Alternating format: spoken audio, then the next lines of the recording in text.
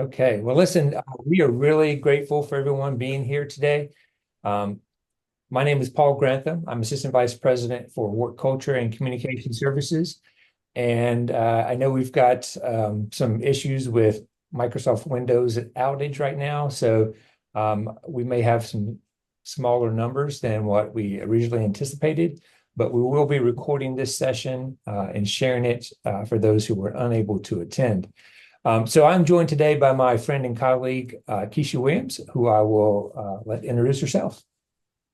Good morning, everyone. I see everyone's bright and shining face as you pop in, and some of these faces are very familiar. I know you are not new supervisors, but hey, you came for the party, right? I'm Keisha Williams, Assistant Vice President of Learning and Organization Development. So very, very excited to be here and share more with you. So we have a lot of content to go over with you today, and our purpose really is to help you connect with information and resources to support you in your role as a supervisor. It's too often people join organizations or get thrown into a supervisor role and get basically thrown into the deep end without like any direction or support. And listen, we understand Duke is a large and complex institution, can be hard to figure things out. I've been here for 22 years. And I constantly tell people it may take you a good 12 months to kind of figure out like how to operate and work efficiently in the system. Our goal today is to help cut down on that time period so that you understand where the resources and support that are available to you so that you can perform to the best of your capability in the supervisory position. So before we go too far, I want to introduce Abby Farrell, who is our moderator today. She's the wizard behind the curtain, so to speak, helping to facilitate some of our activities today. So Abby, can you take a moment and kind of go through some of the logistics for the day? Abby, Trying to you're on see. mute. I said, Paul, can you hear me okay? And there was no response. I can hear you now. You can hear me now. Good morning. As Paul stated, my name is Abby. I am the Assistant Director for Instructional Design at Learning and Organization Development. So I'll be here online with you guys this morning. I am going to show you just a few tools that we're going to use here in this session. And as Paul stated, I'll be here in the background helping with the activities. If you guys have any technical difficulties, you can reach out to me in chat and I'll try my best to help you. You all were muted once you logged into the call. You will remain on mute, but if you have a question or comment, you can drop that in the chat. So you want to make sure that your two is set to everyone. That way all of us that are participating in the session can see your question or comment as it comes in. But if you have a question or comment you'd like to remain private or anonymous, you can send that directly to me, Abby, and I'll be sure to share that with Paul or Keisha. I won't disclose who it came from, but we'll ensure that they get the message and could provide a response as needed. Next on screen, I have your hand raises and your emoji. So again, you guys were muted. However, if you have a question or comment, we do have a Q&A session at the end as long as time permits. So we'll ask of you to raise your hands using your hand raise icon. You can see that down at the bottom of your in-meeting menu.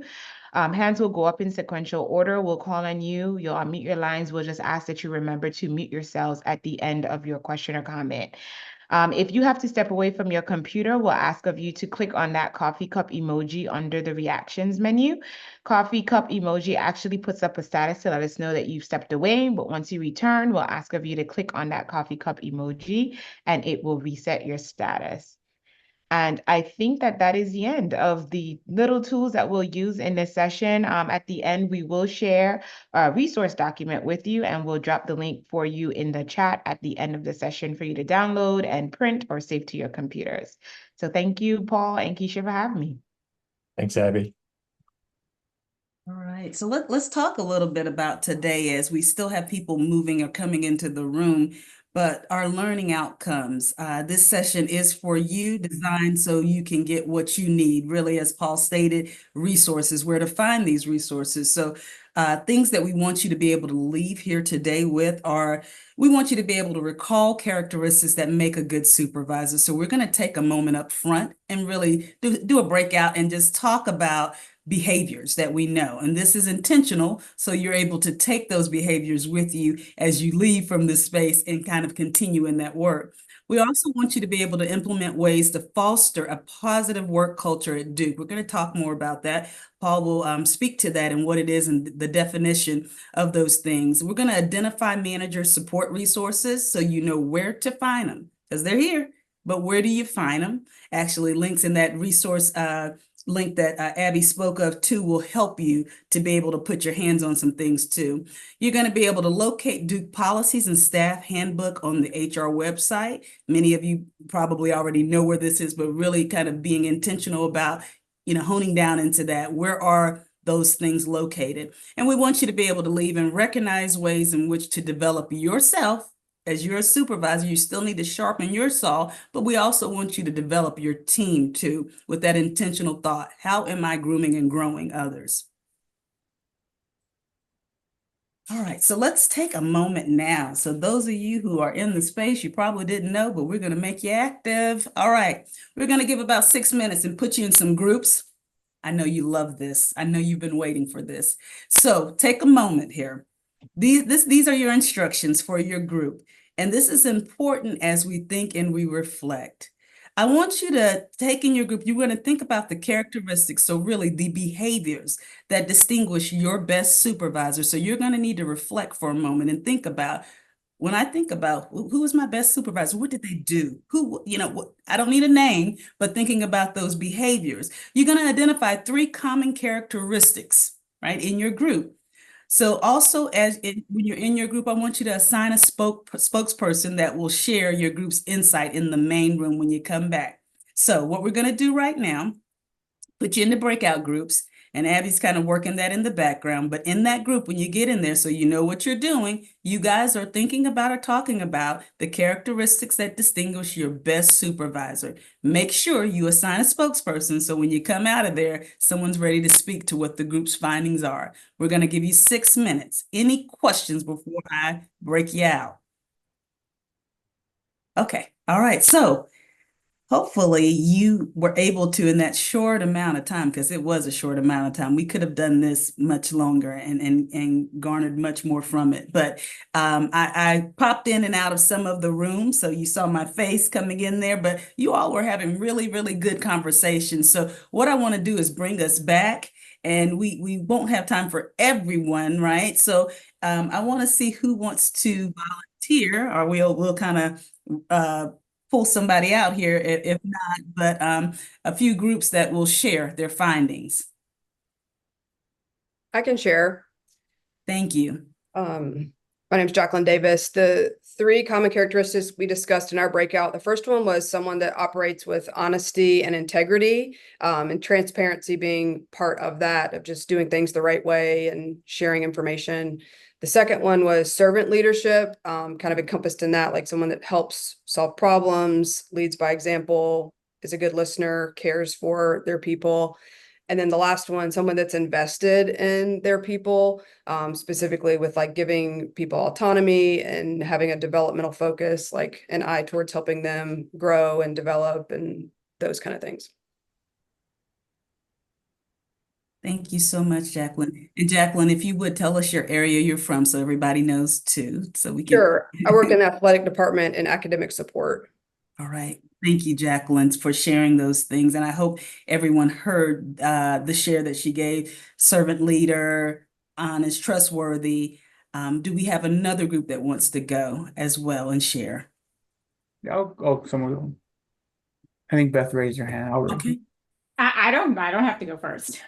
I would say we also talked about autonomy. So I'll just add the other 2 biggest ones that we pulled out were communication and feedback, just clear communication and lots of feedback, including focusing on the positives. And the other one was being caring, compassionate, and recognizing the whole human of your employees.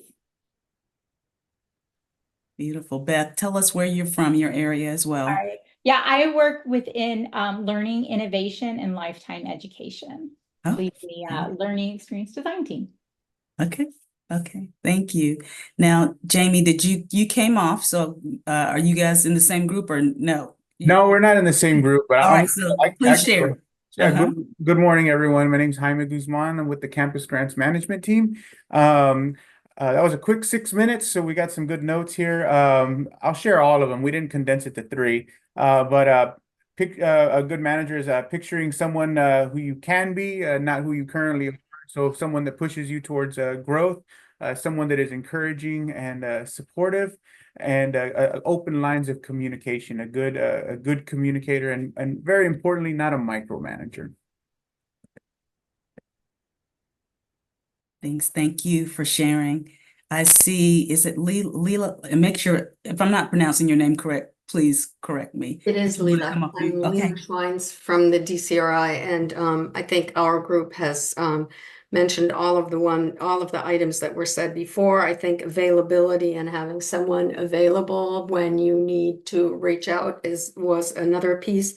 And then I wanted to also highlight the concern for the person or the whole person and the employee and their growth as an employee. So that also means taking chances and helping the employees see the big picture to really grow into bigger shoes than just the minute area tasks that they ordinarily do. Okay, thank you for sharing that. And that is worth actually stating, because you mentioned something that's a little different, but just the whole, what it encompasses, meaning it not only just with you, but helping others grow too as well. So let me get Erica as our last one, and then I will kind of wrap us into this a little bit. We had a lot of Erica Oresco with athletics. We had a lot of similar ones. The first one is kind of bucketed into three things by itself, but collaborative, open to feedback, and taking that feedback beyond just listening was a big point, and being inclusive of the whole team, being a good mentor, and having a plan for professional growth, and then supportive and specifically trusting their employees to make good decisions and being there if things don't go well as well. Thank you so much for sharing that. Very, very warranted. I can tell you, and I won't get caught up in, I promise, Paul and Abby, I won't get caught up in the debrief. I'm just gonna take what was said, and I'm hoping many have jotted some of those things down, the intention behind even doing this activity. And we do these in some of our sessions, our work group sessions too, in learning and organization development. But it really is for you to take a step back and say, what are those things? What are those characteristics? As you move forward and you move through this journey, what are you embodying? What are you placing into your practice? And I use that word intentionally, your practice, because it has to be a part of your practice for you to continuously develop. Now that you're a supervisor, it is no longer about, okay, just this is simply what I want to do. And true, you should develop and grow yourself. So let's not take that off the mark. But as others said, they saw in other people and the supervisors that the behaviors, they wanted to develop others. They took the time, communication. And I tell my supervisors all the time, many times you feel, I said this a million times, you probably cannot say it enough. Communicate till it hurts, right? I'm so granular that you would know, do this, that. Okay, what do you want? And having those conversations, open communication with your people. Are you meeting with your staff? How frequently are you meeting with them? Thinking about things like these behaviors are important as we groom and grow individuals, as we get solid, as we're placing it into our practice. I should be having team meetings. I should be having one-on-one meetings. I should be giving my people time and space. So thinking about those things and those behaviors that you take with you into this journey as a supervisor so that you are really focusing on it. And yeah, you may say, well, that's a lot of work, Keisha. It is, I know.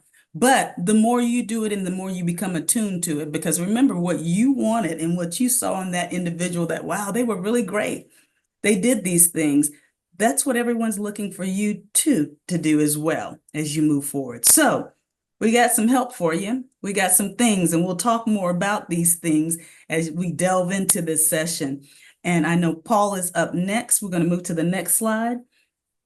All right, so just by a show of hands, this has to be your virtual hand, but how many people know who Stan Lee is?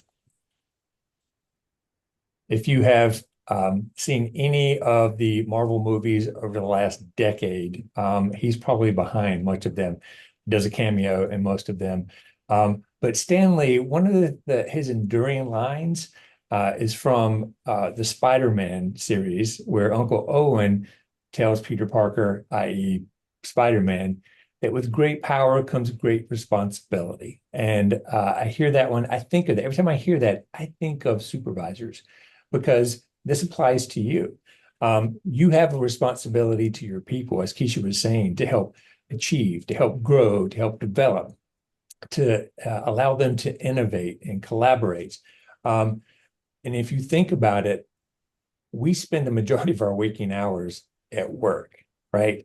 And so according to Gallup's survey and a study, like an employee's overall job satisfaction, 70% of that is based on their relationship with their manager. That's a lot, right? Like that's the impact that you can make on an individual's life. And if they're spending the majority of their waking hours at work, that's a huge role that you have, an obligation. So you also have a superpower, right? So, which is your vision. So you see things differently. Typically, you will have a broader context for decisions in the organization of why things are happening, right? And so part of your job is to help share that, to use that superpower for the benefit of your team, the common good, to help them understand the context and why things are happening and connect them back to the mission. So as I mentioned, I'm over work culture and often get the question is, so what is work culture? Well, I will tell you that we get recognized all the time for being a best place to work. So we just posted something this week about Newsweek, announcing that Duke was one of the greatest places to work in 2024. We've gotten recognition from Forbes. These are outcomes of having a really positive work culture. But I want us to think about, what does it mean to have and foster a good work culture? Because if we're not intentional about it, we'll lose it, right? And that will begin to dissipate. So I want to share a quick story, and I'll try to be quick here. But so I grew up in a football family. So my dad was a high school football coach, and so since I was able to run, I was carrying a football and running and playing football, and I played through college, and so I've been on some really good teams, and I've been on some teams that aren't so good, and I'm sure many of you probably have been in similar circumstances. For me now, when I look back, I'm thinking about this a little bit differently, thinking about why were those teams good or why were these teams not good. When I first went to college, and to play football, I looked around and saw some really incredible athletes, and I'm like, wow, I just hope I get to play. Well, that first year we went 2-8, which was surprising to me because I looked around and saw, look at all these great athletes. How do we end up 2-8? Well, the truth is we didn't have a really good culture. We had a lot of great athletes. We didn't have a team. And so throughout my journey there, that changed, and it changed largely because we got a new coach. And so our previous coach was really good technical leader, but he wasn't good at kind of fostering this sense of camaraderie and team. When our new coach came in, one of the things that he did, and this is like in August, 90+ degrees outside, we're in full pads, and he says, we're going to do 100 up downs. We're going to start with 20 on Monday. On Tuesday, we'll do 40. Wednesday, we'll do 60 until we get to Friday, and we're going to do 100. This is before practice started, right? And it's 90+ degrees. And we thought he was crazy. And then something strange happened. He came out and did them with us. He wore a hooded sweatshirt and sweatpants, and he came out and he did every one of those up downs with us. Now, he was exhausted too. But what that did was it changed like how we saw him and how we saw ourselves. And that's the impact a leader can make. So we ended my senior year going 8-2 and winning the conference, and we became a team. And that happens because of the leader and how you approach engaging your team. So that's the power of leadership and fostering a positive work culture. Now, work culture, I think in many cases can feel like an abstraction, right? So I love this quote from a book called The Culture Code by Daniel Coy, which is culture is a set of living relationships working toward a shared goal. It's not something you are, it's something you do, which means it's an exercise. It is a muscle that we can strengthen. And so culture comes from the Latin cultus, meaning to care or to cultivate, right? And so that's part of our role, is to help to cultivate our people. And there are three main pillars here for doing that. So one is creating a sense of safety. And so several of you mentioned this when we're talking about the qualities of a good supervisor, is like embracing the whole person, helping people feel like they belong and they're part of this group that we're working. The second one is around developing trust and helping to promote habits of mutual risk and vulnerability that drive cooperation between and among people. And then the third is establishing purpose. And that is help fostering this sense of shared goals and values and how people connect and are contributing to those. So I just hear a couple of things that tactically you can think of. What does that look like? You know, if it's something I do, what does that mean? So under safety, it means, you know, you can celebrate the uniqueness of your individual team members. You can share your own failures and flops, so people understand that it's okay to make mistakes and learn from them. That's part of having some risk and seeking to innovate. Under developing trust, it means to listen, to understand. Too often we're listening to respond. And so that's an important exercise and competency to practice. And getting to know your people. I think somebody mentioned that earlier on, you know, kind of understand who they are and what's important to them. You taking the time to do that will mean the world in terms of their response and their reaction to you. And then in terms of establishing purpose, you know, connecting people and efforts to the larger goals that you have as a department, being very clear about expectations, prioritizing the why to help your people understand why are we doing this, so they understand how that connection, you know, reaches up. So I'm going to go through some support resources here that we have available to you. You know, I'm always disappointed to hear, like, down the road, like 2-3 years, like, I didn't know you had these out there. This is why we're doing this, is to help connect you and show you what's available to you, so that you may not need it right now, but you know, when you come back maybe 6 months, a year later, you may say, oh, I know there's some information out there on the HR website that can help me. So if you go to the Human Resources website, there's a whole section of content under the Managers tab. And if you click on that, you will see that broken out into separate categories. So we have content, information, and resources available under Recruit and Hire, under Onboarding, Benefits, Manage and Lead, Develop Talent, which Keisha's going to talk about more in a minute. What does that departure process look like? You know, how we exit people from the organization is as important as how we bring them in. And then we've got forms and communication resources and memos and updates that are specifically for supporting managers. So let's take a quick and closer look at one of these areas around Manage and Lead. So in that section, you will find a host of content that breaks down topics such as pay administration, pay and performance management, how to manage staff time, employee recognition, workplace health and safety, how to manage department personnel files, like what information should be in those files, and more importantly, what information should not be in those files, as well as promoting a positive work culture. It's a lot to be a supervisor and to manage all these different pieces. And so we try to break it down in a way that helps you understand, you know, what are the tips, what are the forms, what are the policies and resources available in each one of these sections. And you'll find that content broken out here. Okay, now the other big piece is to familiarize yourself with HR policies. And these are the do's and don'ts of employment, right? And so you will find beside the Managers tab a whole section on policies that are again broken out by topical areas. So I will point you first, especially if you're new to the organization, to the Duke Staff Handbook. The Duke Staff Handbook is kind of the overview of all the things we feel like you need to know coming into the organization. And so part of your role is to make sure that your new employees coming in have this Duke Staff Handbook and have an opportunity to review it and ask questions. And so what you will find on the back page of the handbook, which is, again, it is available online on the policies website. You can download the PDF.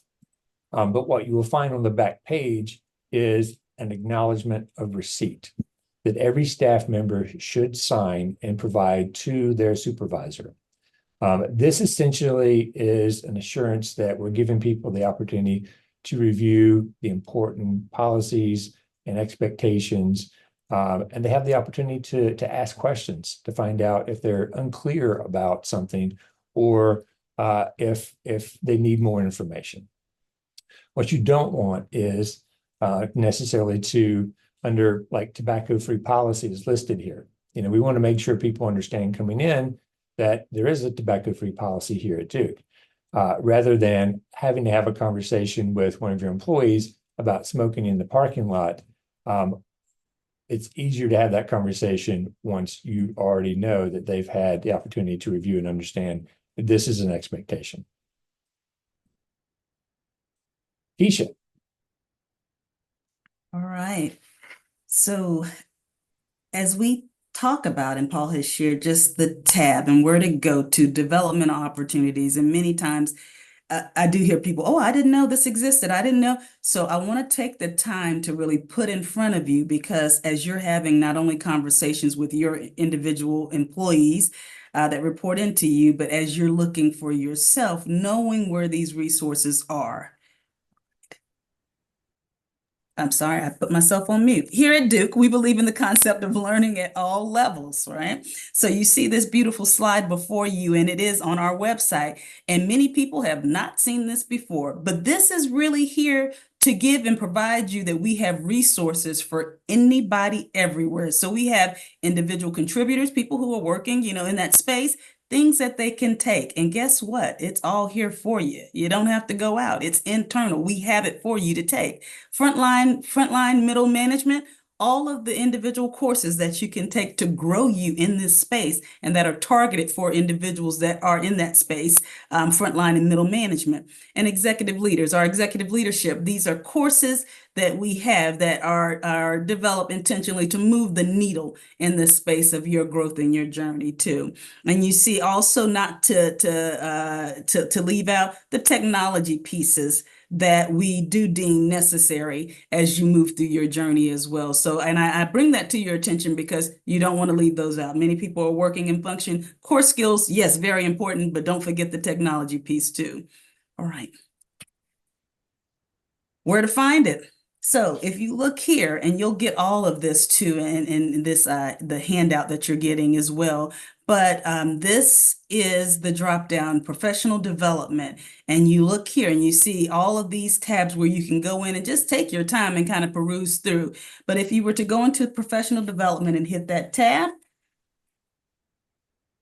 you also will see courses, programs, and academies. I'm going to talk a little more about those, as well as certificates of excellence and what they are.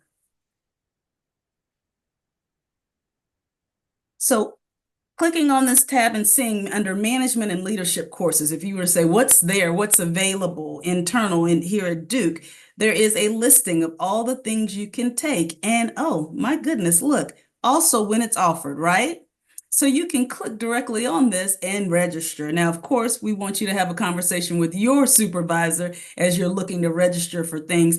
But even as you're looking to register your individual direct reports into certain offerings. But here you see certain things, Clifton Strengths Finders for managers. Notice it specifically says for managers because the tool is geared to look at you as a manager. And when you take that Clifton Strengths Finders and go through that assessment, the debrief and the breakdown in that course is specific to understanding your strengths and what you're using in this space.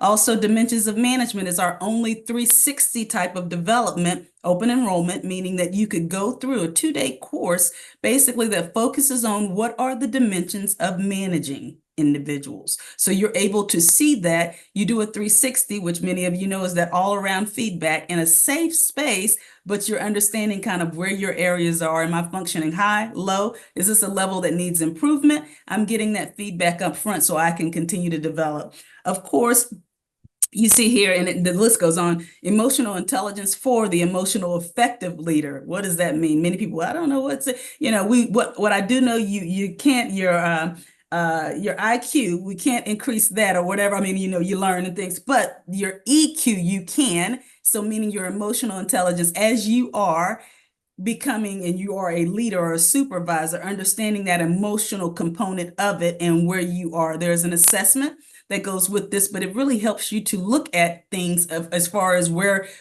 am I giving? What am I looking at as far as emotional intelligence? What is it? And how am I impacting my group in that way? So all of these things, and I can tell you a very highly rated class, that Keys to Supervisory class, we can't give it enough. So meaning people are constantly coming into that class, and that leading through generational differences is very, very much a timely classes, because we got all of the generations, honestly, here at the workforce. And so understanding those different generations and how you attune to that. All right, next slide. Okay, so that's a resource. That's where you find that here. And I'm hoping many of you are very familiar with our Certificate of Excellence. We have a total, I believe it's 8 now. And if you look here at the Certificates of Excellence, the 3 we're going to talk about is really specific to supervisors. And so here I'm focused on, you see the Management and Leadership Certificate of Excellence. So if you are not aware, Abby is moderating this call. She's done a beautiful job. This badging system and pathway, you can see exactly what it takes to make this course. So when you see Management and Leadership Certificate of Excellence, all of those courses you would take in order to obtain the Management and Leadership Certificate of Excellence. All of these courses are designed to move the needle in that specific area. So I would tell you, and I know we're moving quickly here, but take the time to go back and tap into this. This course is specifically designed for leaders at levels who want to demonstrate stronger leadership capabilities, which is important. So you've got, again, that dimensions mentioned in there. Remember, that's that you get a 360 with that. You've got mastering for dialogue, right? And then you have emotional intelligence, managing from the middle. And that's because, of course, when you sit in this space, you're managing upwards and you're managing downwards. And if you don't feel it, keep living. The point is that how do you navigate in that space? Raising accountability when managing a hybrid team. And so I can tell you, I had so many calls when we were in the COVID space. And as we continue to move, how do I hold my individuals accountable? They're hybrid. Oh, they're remote. How do I hold them accountable? Take the course, because honestly, you should be holding them accountable. And that doesn't mean that you're standing over them or telling them to stay on Zoom calls all day. It's a different level, but how are you holding them accountable? And then the transformational leader, understanding that in the space. The next Certificate of Excellence, and again, these Certificates of Excellence, you actually are able to go online and say, I have an intent to do this, and then you take all of the courses, and we have a huge ceremony once you finish. So this is the Self-Leadership Certificate, and this is really designed for leaders at all levels too, to demonstrate stronger leadership capabilities as well. But this is really focused on that self, I'm leading in this space, right? So you have that Clifton Strengths Finders, right, in the space, critical thinking, and you also have managing multiple priorities, that resilience, which is very important in this time. So these are skills to endure the hardship and prevent burnout. So understanding that space, and then the self-leadership, how am I leading self? And then valuing differences is a component in that certificate as well, that you would take all of those in order to obtain it. Then we have Supervisor Certificate of Excellence. And with this specific certificate, you go through fundamentals of coaching. And I'm going to pause when I say this, because the fundamentals of coaching, many people don't understand in the space. They're like, well, I don't need that. Yeah, you do. You should be coaching your direct reports. And I'm using that word because it is that coaching conversation, moving them forward, having that touch base, understanding what that means. This is a certificate, and with that fundamentals of coaching, you understand more how that looks, what that feels like, and being active in that space. Keys to Supervisory Excellence is another course that you take for this certificate. And moving from peer to supervisor, we have a ton of people that are in that space where they were a peer and now they're a supervisor, and they're riding this line and understanding of how do I navigate in this space. Because just yesterday I was sitting at lunch with this person who I was their peer. Now I am their supervisor now. Leader as coach is a strong component needing to be taken because of understanding that coaching mechanism as you navigate in a supervisory role. And then this SL2 is our situational leadership.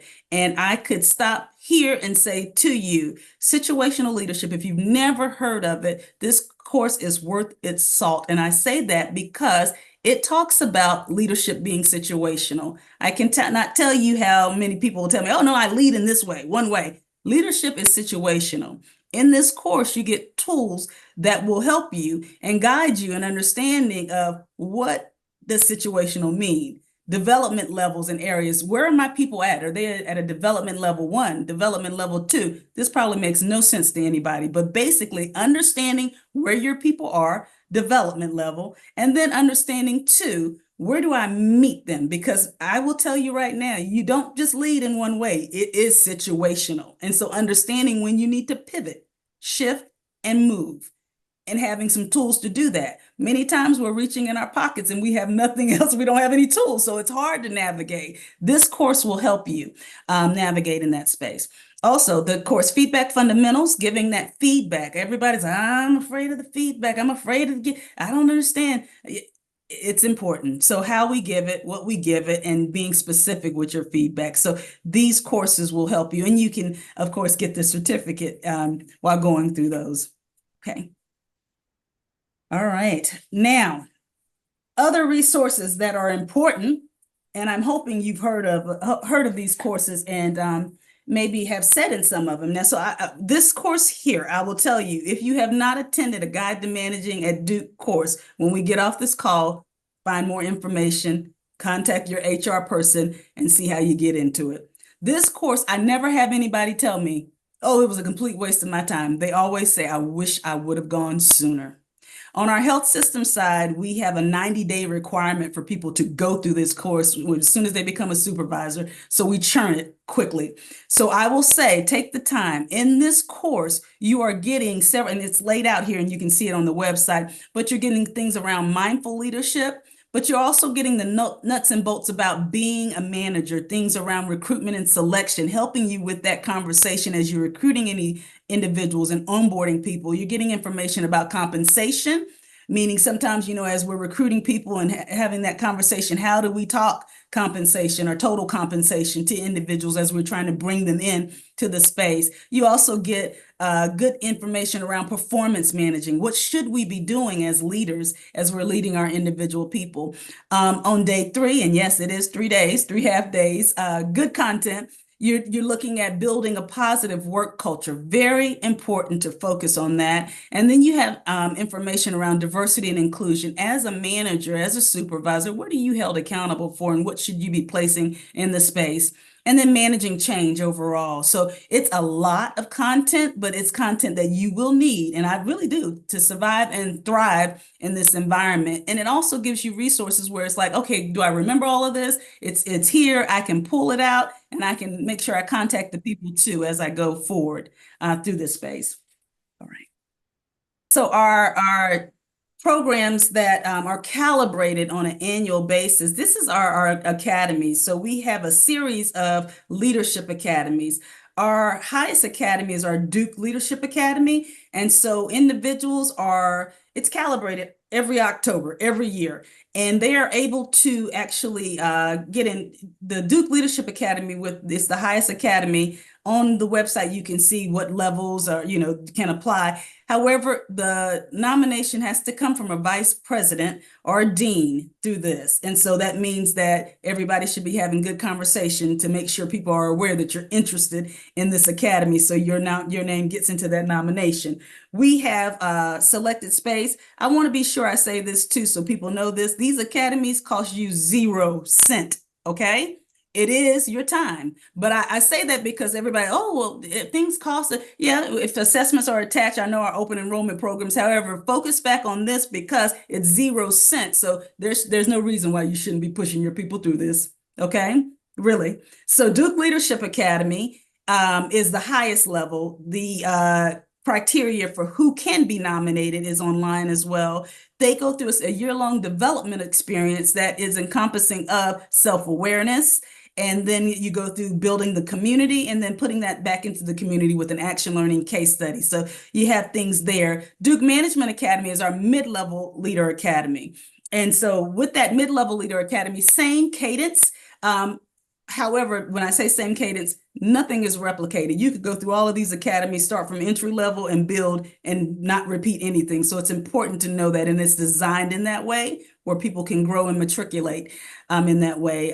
So Duke Management Academy is for mid-level leaders. And so that focus there too is self-awareness. You have a 360 that they go through, which is different than the 360, of course, for the Duke Leadership Academy, but then looking at the business of Duke and understanding that as well as they go through that cycle. Our Professional Development Academy has 2 series, Frontline Supervisor and the Foundational Skills. So let me speak. Frontline Supervisor is really, you have to be in the space as a supervisor for, I think it's 2 years to be able to get in that program, but it really focuses on the work as a supervisor, worth its salt, very, very detailed program, year-long in its experience as well, but takes you through the cadence. Our Foundational Skills program is our entry-level program. So again, this is that staircase, if you will, meaning an individual could start in foundational skills and go all the way to the Duke Leadership Academy as an executive, right? So knowing that with the foundational skills, it's typically our dining services, our groundskeepers, individuals in that line of work. However, they are able to choose a track. And what I mean by that is they're looking at whether it is university or health system, whether it's, administrative in that capacity, but they have a mentoring and shadowing component in that space where we're growing them. So I share this because, of course, I want you to be attuned to your development, but too, remember these programs for your individuals that are coming under you too as well, to push them through. All right, developing your team.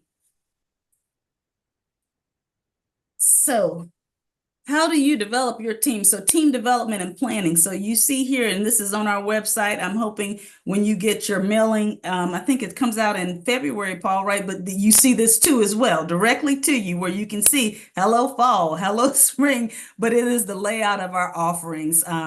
And we do that in advance so people have the time to look and see. So that is available to you, and it's nice and beautiful. So also, just so you'll know too, this, and I'm sharing this in the space, digital credentials, everything we have has that backing, meaning you will get a credential if you complete a series, an academy, a certificate program. You have these credentials that can be visible on your LinkedIn, on your email account, and we tell you how to get it up there. For some people, how did I get it, onto these sites? But it is visible and it's recognized, okay? So when we look at, this is the resource for a professional development plan, and everyone is in this space at a certain time of the year, right? So looking at how do we do professional development planning? So here is the actual link. Where do I go as a manager, and what do I click on? So having that resource, when you click on that, you're able to see, it brings up your developing your talent, your professional development planning steps. So this is important because this is a part of your practice. It should be hands down a part of your practice. You are working with your staff member. So the first component, and you could click on this, it's to ask for that self-assessment. Let me tell you why this is important and why it's a good thing, because you're not a mind reader. And so when you ask them to do a self-assessment, right, they're going to give you everybody loves to talk about this stuff, believe me. So that self-assessment, and remember, you want to do it in the window of time, of course, before we're doing final decisions. You know, you're saying, okay, where's this person at? But giving them time, hey, we need your self-assessment May 1st. Or end of whatever, April 20, whatever, towards that time frame. But having them do a self-assessment so they can put everything in the water there. That self-assessment page allows them to put what are their goals, what do they do, what's things that they felt like they did well, right? So these are communication and conversation points that you have time to review and look at, and you can have a really good conversation with them. What are their goals for the upcoming year? What do they want to do? All of that is in there, but you want them to have space and time to actually do that assessment and provide it back to you so you are set for a good conversation. So the next step 2, develop your assessment of the individual skill level. So you should be doing that. So they're doing their self-assessment. You're doing assessment of them too, right? And then that step 3, assess the department and organization needs. So all of these steps are important as you're moving through. So you are providing a vision as you're moving towards that next upcoming year. Step 4, explore development opportunities for the staff member. And so what I will tell you as you're looking and you're saying, okay, well, this is where what this person needs work on, or maybe they're doing a wonderful job. Maybe we want to, so if you are fumbling with what are the resources, come online on site. I've just given you the link. You're going to have it in your handout. Look for resources. If that still is like, Keisha, I don't understand, give me a call. Give me a call, okay? And we can talk through what the resources look like for your person. You're saying this is what's happening. This is what they probably want more. Let's identify some resources for them, okay? And then your step 5 is that final piece of record and analyze the staff members' progress. And that's important. So make sure we're doing that piece, because that also goes a long way with individuals knowing that you're invested in them and invested in the time. All right. So here, I think this is where Abby's putting in this in the link. Yes, I'll drop the link now in the chat for the resources. And it's just showing you can, of course, download those. And that's what this looks like. So you have all the hot links and you can go directly to them. So that's important. Take the time. And we're going to leave that in the chat. So even as we're going through to questions, you have that. Keisha, there was a question in the chat about the courses. Someone wanted to know, do they qualify for CPE hours for external certifications? All of our courses are continuing education. We do IACET CEUs. What you will need to do is take those and make sure that it's applicable to your body. I'm not for sure what body you're speaking of, but you can check in with them and say, this is what is taken. This is what the IACET CEUs are, and verifying that. And I've had people do that with their body, and they are. But you need to be specific with your body, taking whatever's there to get that affirmation. There is another question here. How frequently will this new supervisor orientation session be offered in real time? Will you share, or can we utilize a recording of this session with our new supervisors who come on subsequent to today? So we do plan to do this throughout the year. So we may do it twice a year. We may do it quarterly, but we are going to make this session, we are recording it, and we'll make this available to you. So you have this. The thing for me is that there's so much information and support resources here. I hope you feel the organization is here to support you in this role, because it's that important.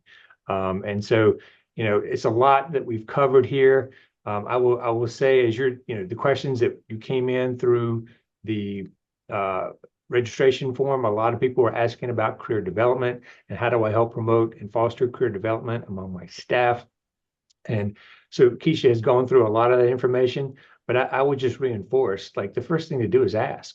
Don't assume that somebody may want to be promoted into a new position. They may be perfectly fine where they are and want to expand maybe horizontally in terms of additional skills and responsibilities, but maybe not promotion.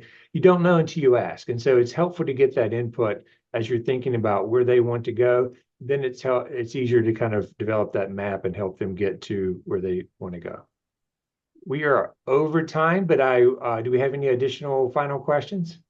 We had two more in the chat. One was about, are there any resources or handouts that we can give to students and employees to inform them that we are mandatory reporters and what that means, as well as resources if they need help? There are certain people who are obligated to report in terms of being a responsible for the Clery Act and in terms of notifying others. Not everyone is, but I think managers are.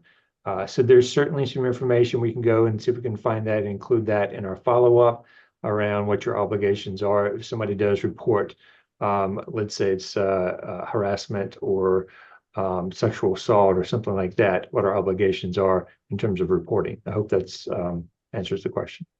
And Abby, you said Another there was one question, Paul. Yes, I'm a remote employee. Are all these programs offered virtually? So not all, a great majority of our open enrollment, yes, are offered virtually. And if you go on the site, you will see what's virtually and what's on site. So you can have that differentiation. So all of our cohort programs, and what I mean by that Duke Leadership Academy, Duke Management Academy, Frontline Supervisors, Foundational Skills, we bring the cohorts in the space, meaning on site. So those are specifically designed to be on site. But again, if you're looking at taking an open enrollment course, meaning, something leading change, peer to supervisor, those are offered virtually, but just go on the website and you'll see what's offered virtually as well. How seriously should supervisors intervene when their direct report does not take tobacco-free policy seriously? I would say very seriously. I mean, it is a policy violation. And one of the things in terms of making sure people understand what the expectations are, the downside of kind of avoiding some of those necessary confrontations, and there are good and ways of doing that. Keisha mentioned the fundamentals of feedback, but there are skills and strategies that are available to help you understand, how do I bring this forward? How do I have this conversation? So it's you're mitigating some of the downside and the negative effect. But if we ignore certain activities and behaviors, all that does is reinforce for others that the rules may not apply to them. So it is important. It is serious. We do manage that policy very stringently, and we've had to administer discipline as appropriate if those are not heeded. All right, thanks, Paul. That was the last question that I saw come in the chat. Excellent. Well, listen, I just want to say thank you again for your time this morning. We will make this information, we will send out a follow-up email to everyone and to include links to the resource guide, to the video. But just know that we are here to support you. I encourage you to review the information that's available on the HR website. You may not need all of this now, but we just want to hit you early as you come into the organization or you become a new supervisor to make sure you know where to turn when you need that information. Keisha, any final closing thoughts? I think you've summarized it all. I would just say onward, go forth and do great things. The task is, those of you who are in the space, I do know you're actively engaged because you want and you're seeking more. So don't waste this time and this energy. Remember, Duke is a space of development. Have conversations with your supervisor, have conversations with others, and push forward in getting into the activities. Don't wait for it. Don't wait for it. Move forward. Thank you, everyone, and I hope you all have a wonderful rest of the Friday and a good weekend.